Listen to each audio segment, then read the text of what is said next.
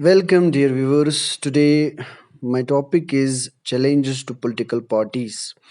Here, challenges to political parties means what are the problems which are faced by the different political parties in the working of democracy. देखिए political parties जो है they are very important for the working of democracy. ये democracy के लिए इतना अहम है कि ये मान लीजिए आप डेमोक्रेसी का आईना है, जिस आईने के ज़रिए लोग डेमोक्रेसी को अंडरस्टैंड करते हैं। अगर डेमोक्रेसी में कोई खामी लोग पाते हैं तो लोग ब्लेम करते हैं पॉलिटिकल पार्टीज़ को। पूरी दुनिया में जितने भी डेमोक्रेटिक कंट्रीज़ हैं वहाँ के लोग डिससैटिस्फैक्शन का इज़हार करते हैं कि ये जो पॉलिटिकल पार्टीज़ है ये अच्छी तरह से अपना काम नहीं कर रहे हैं।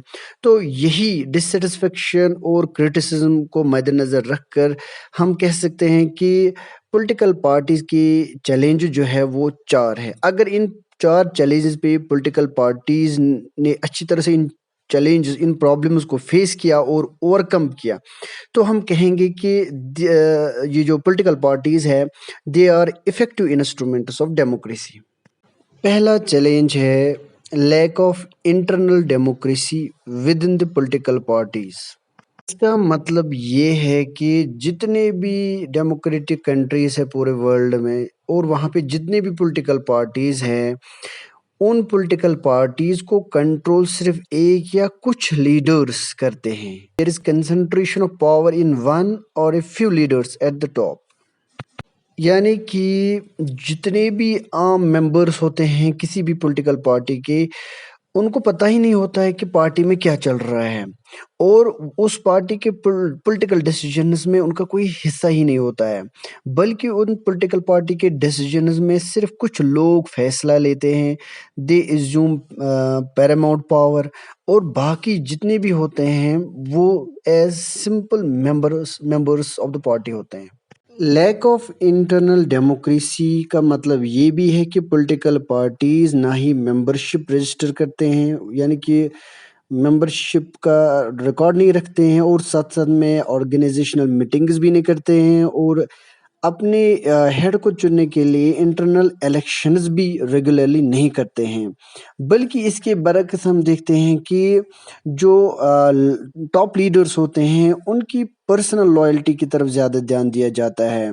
जो पार्टी के जो प्रिंसिपल्स और पॉलिसीज़ होते हैं उसकी तरफ वफ़ादारी नहीं होती है।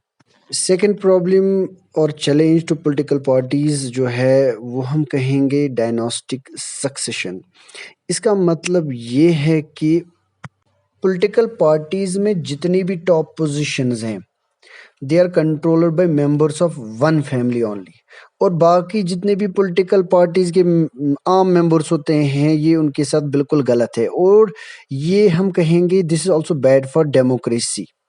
फिर यही टॉप लीडर्स क्या करते हैं, ये फेवर करते हैं अपनी फैमिली मेंबर्स को, अपने रिश्तेदारों को, अपने दोस्तों को फेवर करते हैं और इस तरह डायनास्टिक सक्सेशन इंक्लूड होता है इस इन पॉलिटिकल पार्टीज में, जो कि एक प्रॉब्लम है, चैलेंज है पॉलिटिकल पार्टीज के लिए।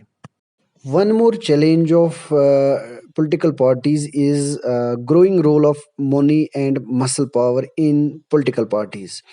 यानी कि इसका मतलब ये है कि पॉलिटिकल पार्टीज उन्हीं को नॉमिनेट करते हैं, उन्हीं कैंडिडेट्स को जिनके पास ज़्यादा पैसा होता है, या हम इस तरह कहेंगे कि जिनके पास इंडस्ट्रीज़ है, जिनके पास कंपनीज़ है, उन्हीं को नॉमिनेट करते हैं क्योंकि वो कंपनीज़ के मालिक उनको फिर फंड्स देते हैं इलेक्शन जीतने के लिए।